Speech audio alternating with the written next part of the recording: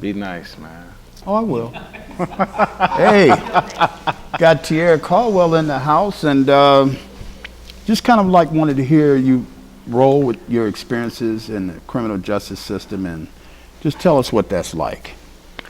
Um, it was life altering.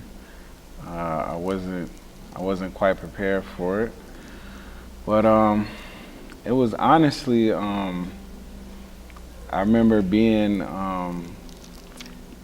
involved in situations where I felt like it was like this must be how slavery felt like. Mm.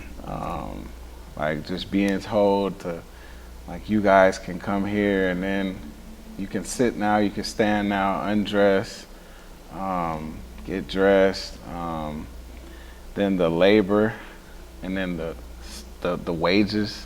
Mm-hmm. We were paid, being told to drink brown water, being told to drink brown water. You were at Faribault? I was at Faribault, St. Cloud, and Stillwater. Yep. I'm just being told to, eat moldy food and serve moldy food. It was real dehumanizing, to say the least.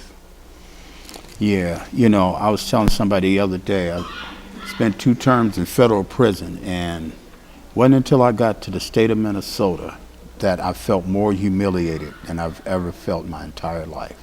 Absolutely. Going through the prison system. It's something about the way they do it, They do it in such a nice way, but then they make you feel so bad at the same time. They call you Mister and this superficial politeness, but it's so evil and so sinister. And I was telling somebody the other day, and I think one of the reasons why they get away with it like that is because they do it in such a niced up way, the Minnesota way, which is so cold and calculating. But yeah, finished though. No, I mean, I completely agree. It wasn't, it was kind of, I wouldn't say it was nice. It was just, it's degrading when you, because you still have to keep your dignity about yourself. And you go from being, I went from being Tierra Caldwell to 233828. And you have to get used to being treated like a number. Mm-hmm. When and it hurts even worse when your friends and your family start treating you that way too. Or your fake friends, I should say, because your real friends wouldn't do that. But yeah, I went through a lot of changes, just dealing with how people received you. Mm-hmm. And any time you spend in that environment, it can kind of alter someone's entire perception of you. Even if you've completely changed, paid your debt to society, and you've, you could have been, found religion, found a new peace of mind. Like it does not matter. Once they hear you were there, right? Then it's just like, oh, mm-hmm. And they associate you with every single bad thing that has to do with prison.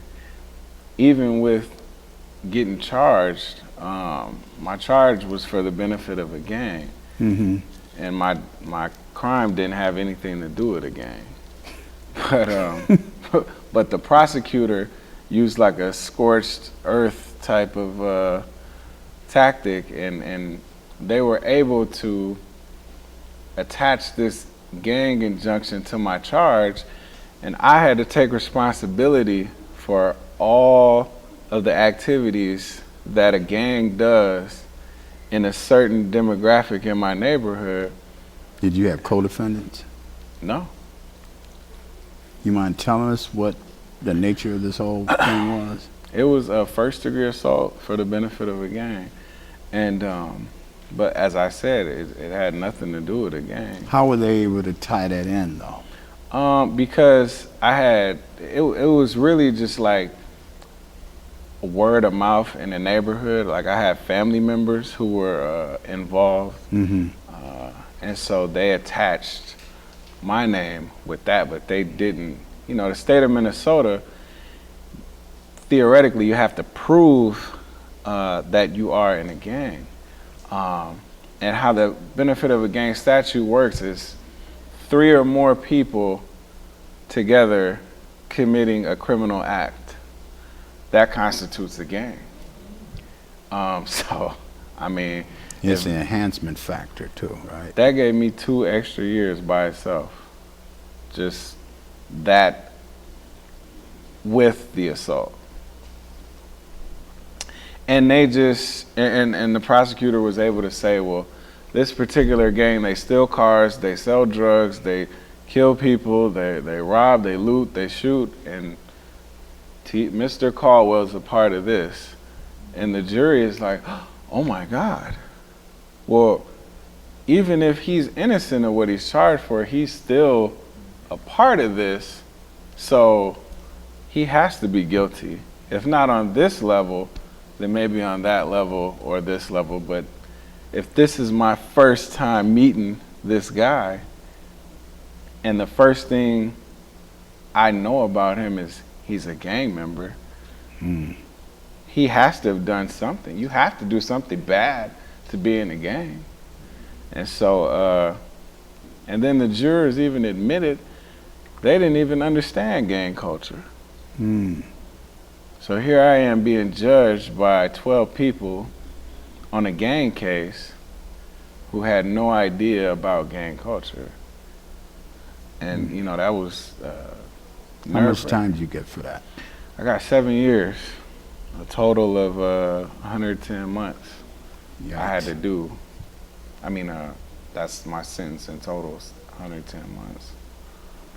You know, if I could just say a little something, you know, it's funny because I first came to the state of Minnesota.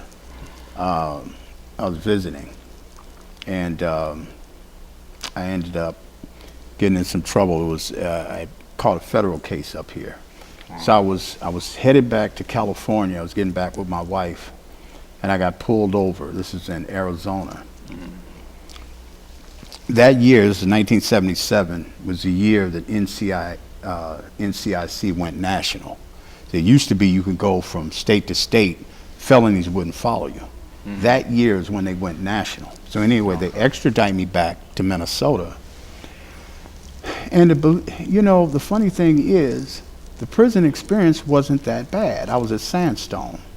Matter of fact, they had nicknamed it Club Fed. They had Olympic-sized swimming pool. For real, had an Olympic-sized swimming pool. Before too. Yeah, a tennis court. You wouldn't believe it.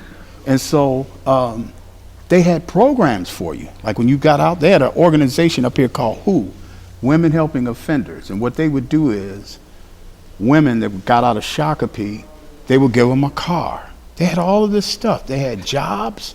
You wouldn't believe it. But see, I left Minnesota. I just came back about 10 years ago and has noticed how it's morphed into the crushing system that it's become, because you weren't really stigmatized. There was a guy, I don't know if you guys ever heard of him. His name is David Pettiford. He had just gotten out of prison. You know David Pettiford? Yeah, he had just gotten out of prison and got a job, you know, working in the prison system. You know, I wasn't really interested in working back in those days. You know, I was just full hustle. But I mean, they had jobs up here in the state of Minnesota. It's like back in the late 70s.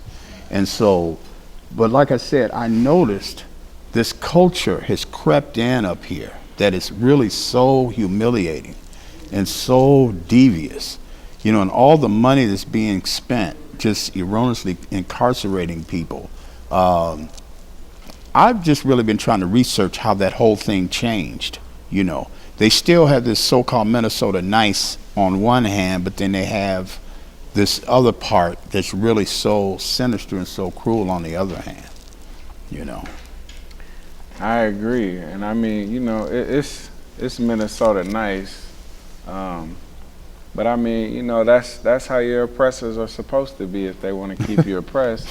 Like Khalid Muhammad said, I mean, when they came to Africa, they came with smiles. You know what I'm saying? Like they came talking nice, and you know, and so you know, it's a vicious cycle. And I mean, even in some of these meetings, they talk nice, Mm-hmm. but talk versus action is two different things. Exactly. Um, and I mean, I'm to the point to where I really being in the system from that side, Mm-hmm. and then seeing how things are done on the legislative side, we have to be present, and not only present, but we have to be a part of it Mm-hmm. in a major way. There's so many laws that get changed. There's a lot of people that complain about the laws, and you know, oh well, man, this is. But yet and still, we're not on these boards. We're not properly represented on these boards. But a lot of it is due to not being aware. Mm-hmm. And I'm glad that this year and last year, pretty much since my return, I've been trying to be as actively involved as I can.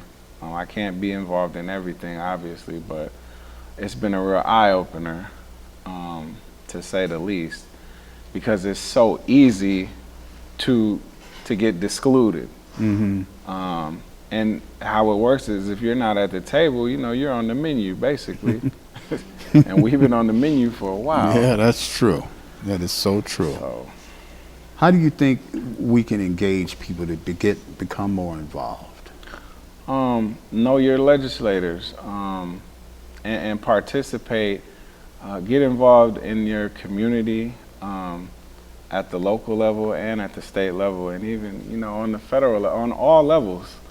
I don't really entertain people who complain about you know how things are if you just sit and whine Right. and don't you know get up and get involved.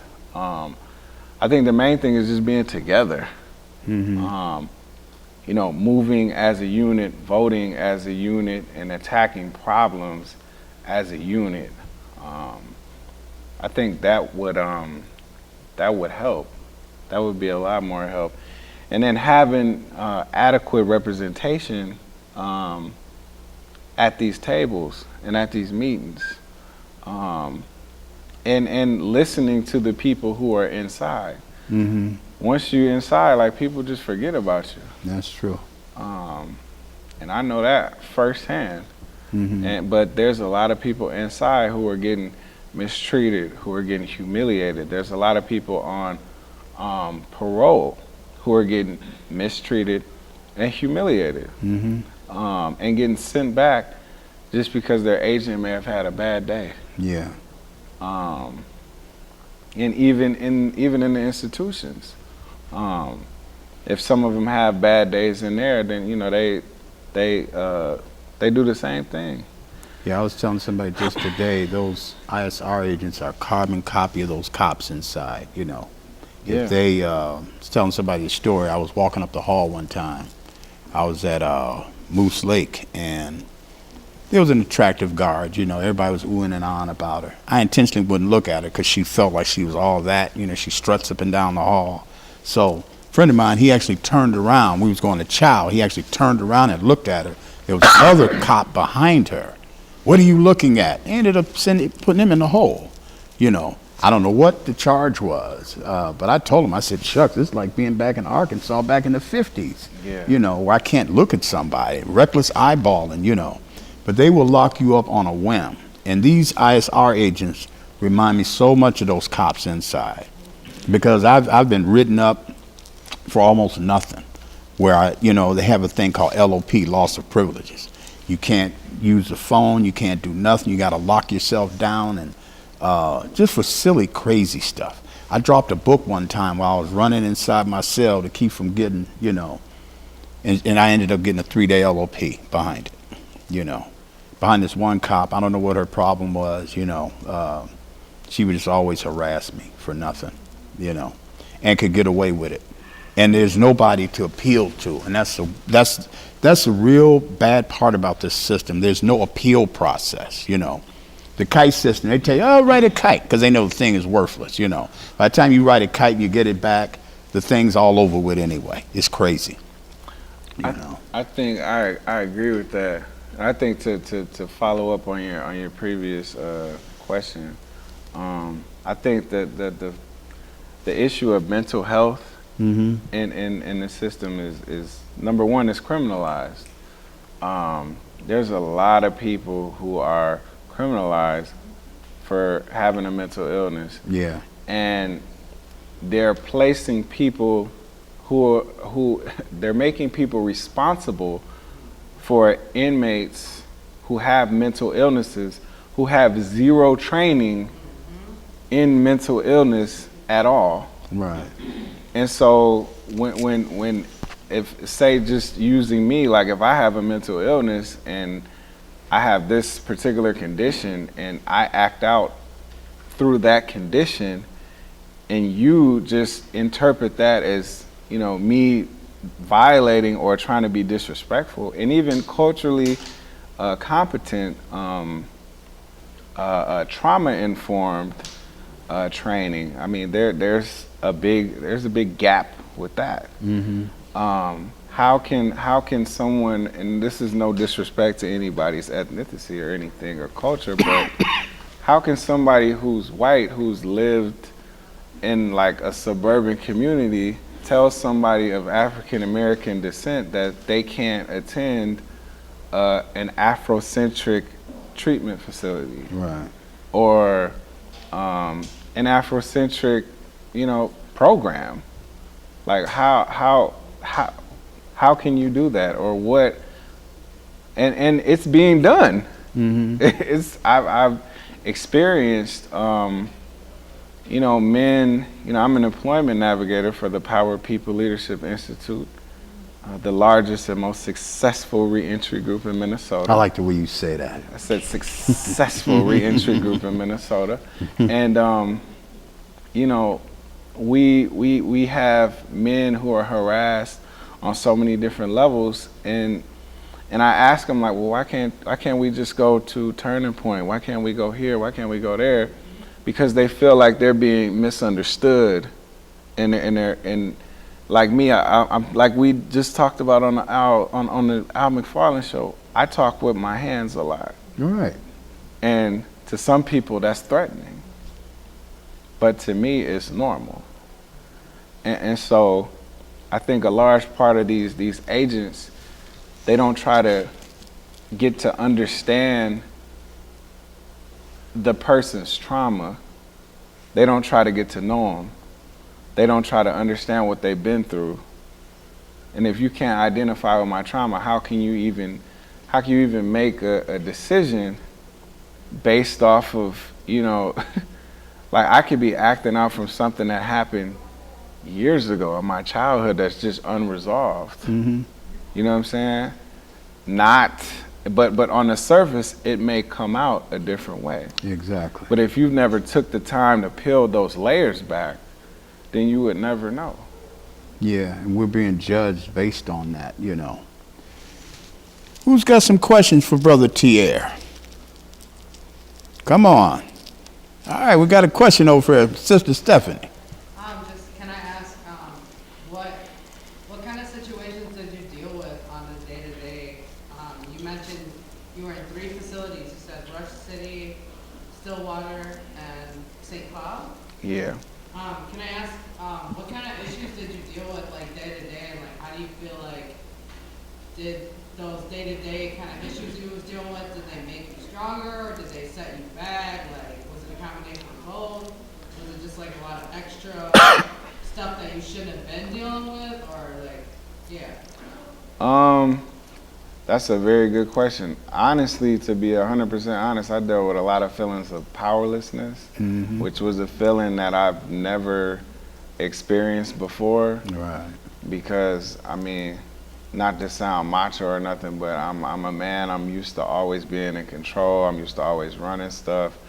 And there, I was just stripped away from everything. and a large part of it was I had to get in tune with myself emotionally. When I went in there, I came in there very arrogant, very conceited.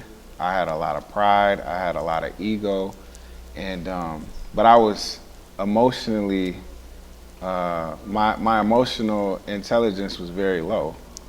Um, but being that I was so conceited and arrogant and narcissistic, I thought it was high. You know, just being so self-absorbed, not really realizing how what little self-awareness I had at the time. But yeah, just dealing with feelings of powerlessness, man, and as a man being forced to deal with emotions. I didn't have anything to I didn't have an escape anymore. I didn't, you know, out here we can just self-medicate, we can go somewhere else, we can go to somebody else's house. In there, you just stuck with your emotions and you just have to deal with it. And it was either gonna make me or break me. So I think a large motivating factor that got me through was Shane Price, God, and my two boys sitting right there. King Mason and Josir. King Mason, what's your question, young man? What has changed in your past life and your new life? One thing that has changed in my past life and my new life, that's a good question, son. A very tough question, but it's a good It's one. got him. He can't even answer it. I Look, know. I mean, if I could be honest, you want to come up here? If I could be honest, I'm looking at it. You know, you are what's changed. Just having you in my life, you know, it tore me away, it tore me up being away from you. I think you know that because I tell you that all the time. But, you know, just, and I tell you guys this all the time, you guys know I didn't have a dad. And, you know, I never, ever wanted to be away from you guys. And I didn't want you guys to ever think that I felt it was okay to be away from you guys. Because you guys are so special to me. And I love you guys.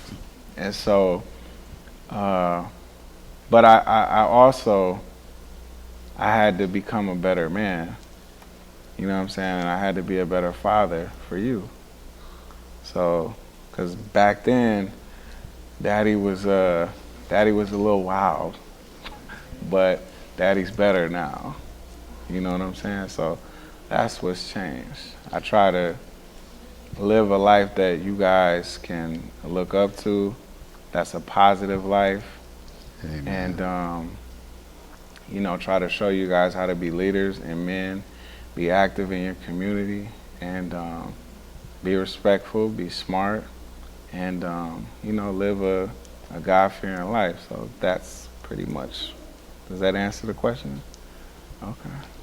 How did your father's being away impact you guys? How does his being away, how did that affect you? I felt different in school.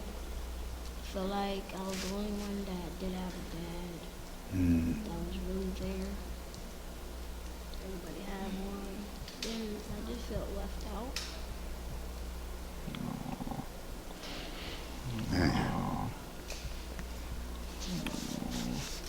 You still feel like that?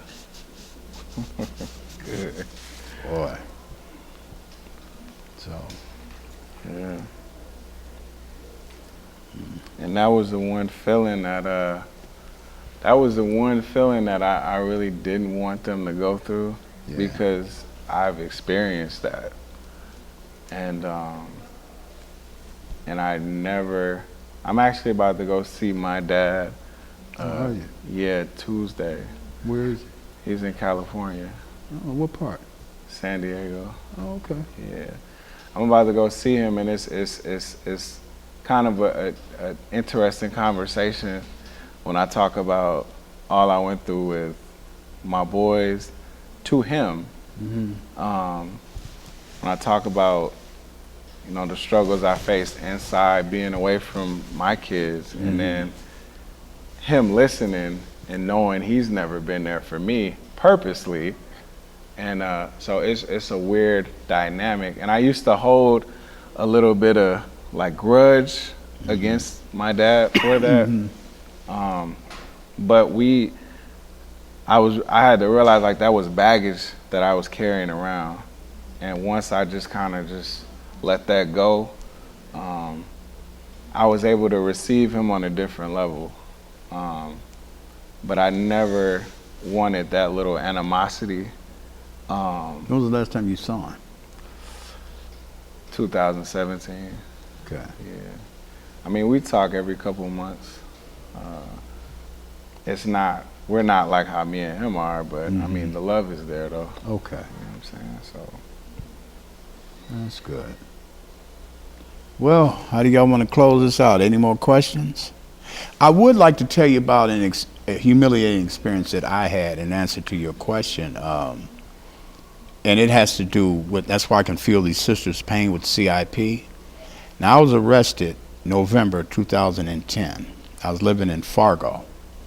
And I had an open warrant here. And I lived between Fargo and, Moorhead was the next city over. And it's right on the border of Minnesota. So it was about a week before Thanksgiving. And a friend of mine came by and brought me a bunch of food stamps. Went shopping. Never ate a shred of that food. Matter of fact, I walked out of my apartment and never came back, literally. So the week before, we had a gun show. I'm a veteran, so we had a gun show. I had a gun in the car, and I forgot. I had just bought a brand new Infiniti. There was a friend of mine, he wanted to drive it. So he's driving. As soon as we cross the bridge over in the Moorhead, there's a police sitting there. So I tell him, I know I got a warrant. I've been skipping this warrant. This warrant was about 10 years old. Go this way. No, if I go that way, they're going to know something. He stops right in front of the police. Now, we got a car full of people. Female turns around, looks at him. He told me later on, I got leery when she turned around and looked at me. So he runs the plate, figures, hey, he got the warrant, so he got a hit. I goes to jail. Never came back to my apartment. I lost everything I had. What really bothers me about that whole experience is that I was the only one that had pictures of my mom, my grandmoms. Yeah, I had those pictures over 40 years. Lost all of it. I didn't care about the little furniture and stuff that I had, Anyway, so I was tested by the VA. I had a full physical done. And they said, hey, you're okay. So when I get to Faribault, I'm training for the boot camp program. So you got to do this insanity tape, you got to run a mile. It's Mickey Mouse stuff, I did all of that. So they brings me to Moose Lake. Moose Lake is right up the road from the CIP camp. So I goes up there. This was in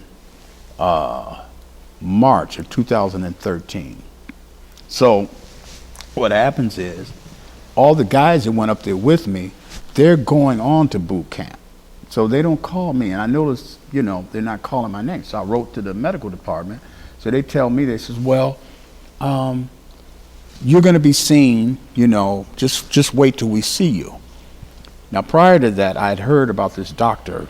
We called her Dr. Death. Her real name was Dr. Sharon Barney. She killed 3 inmates up there. Lo and behold, that's who I go in front of. So I go in there, and a friend of mine had told me how bad she was. I didn't believe it. I said, nobody could be like. So when I go in there, she's like, you're the worst CIP candidate I've ever seen. I said, what are you talking about? Huh? So she's telling me, she says, well, you have a thyroid condition. I said, a thyroid condition? I said, I was just checked by the VA 2 months before I was arrested. How do I, I don't have a thyroid condition. She made me take thyroid medicine. And it put me in a hypo state because my thyroid was okay. The medicine. So anyway, what ended up happening was I stopped taking the medicine. So in retaliation, she takes me off. I was taking lisinopril for my high blood pressure. So as punishment, she takes me off all of that. So every time I would write the medical board, every time I would write the medical department, Just follow just follow her orders. Just do that. So one day I'm going to chow, and I'm so dizzy I pass out. So next thing I know, I'm sitting up against the wall, and everybody's passing by. Everybody's asking me what's wrong. The cops got me, and then they called the paramedics. So my blood pressure, they said I should have been a dead man. Why aren't you taking your blood pressure medicine? I said, I've been trying to. That's the only way that I got this high blood pressure medicine back to where I was being able to take it again. She had me off this stuff for 7 months. I wrote the medical board that oversees them. You know what they wrote me back and told me? Oh, she was right in telling you you shouldn't take those meds. I said, you guys are crazy. And so that's the system that we're dealing with. All of them are in cahoots and complicit with each other. Everybody you complain to, they're all consorting with each other to make sure that the status quo is maintained. And that's what we're fighting against now. You know, I did want to leave on a light note. What you got to say, young man? I got to say that. Speak up. I gotta say that was pretty harsh, what I heard. Yeah, this is an intelligent, sensitive young man.